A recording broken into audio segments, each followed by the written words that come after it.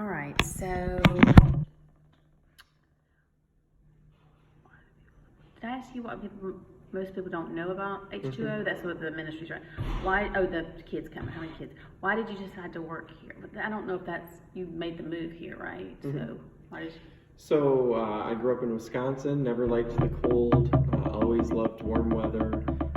Came and did a year and a half of college in Clearwater, loved the area, and so after Bible college, God called me to Montana for 14 years, and I was happy to serve there, loved the people, but I always hated the cold, and so for a couple years I was praying, Lord, would you please send me somewhere where it's warm climate and where I can love on students and teach them to love you, Lord, so we just started praying about it, looking at different opportunities, and then this was something where I was talking with someone with the Christian Missionary Alliance denomination, and he knew that the last youth pastor was leaving and said, well, here, let me connect you with this church.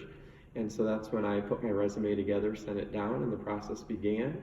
And a month and a half later, I had the job, and we were moving here. So. And how long have you been here? So just shy of 6 years. Okay, so why, what do you like most about being a leader here at H2O? So well, you're a pastor, so it's kind of, the same thing. Sure. Leader. So I've always loved... Maybe I should just what do you like most about being a pastor? You think that would be better? Sure. Or should I leave it leader? I don't like pastor. Personally. Okay, go ahead. Personally, I had some rough middle school and high school years. I went to a very strict Christian school, and although I loved that, some of the students were very difficult, and so they were not memorable years for me in a good way. But I realized that I had to go through those years, and God was just equipping me and putting in me a desire to care for students and to let them know that God cares about them, I care about them, and there's other people that care about them as well. And so that's really what called me into ministry. And so I love being a pastor because I get to work with middle school and high school students. And I get to see decisions that they make for Christ. I get to be someone that they come to for prayer or for questions. And I just really enjoy being able to be a help. That's good. Yeah, okay. Do you have any advice to give to aspiring leaders and organizations? And if you don't want to answer, you don't have to. We'll come back to that one. Sure.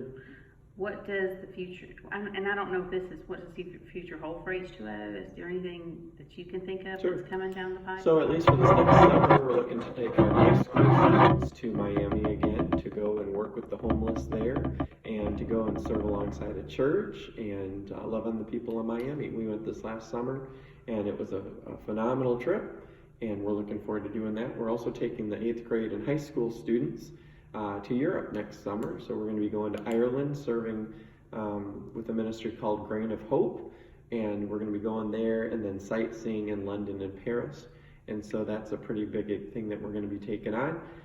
Every spring we have a huge musical dinner theater, and that's basically one of our main fundraisers for the year. And our students and the whole congregation gets involved with doing that, and we do a big dinner and a big musical theater production. It's just a lot of fun. So those are some big things that we're looking forward to in the upcoming months.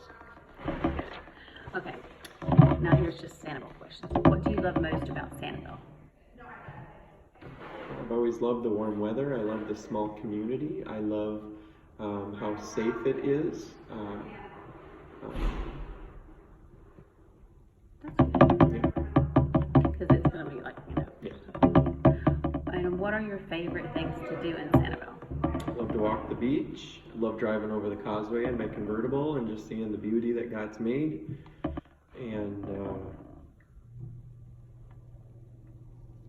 I love being in the sunshine. Right. And why do you think it's important to shop and support local businesses? Well, being a small community, we're all about supporting one another, and especially with the red tide we've had and hurricanes the last couple of years, I think it's important that we all realize that we need to be here for one another, support one another, and encourage one another.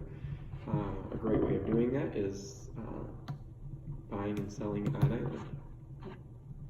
finished.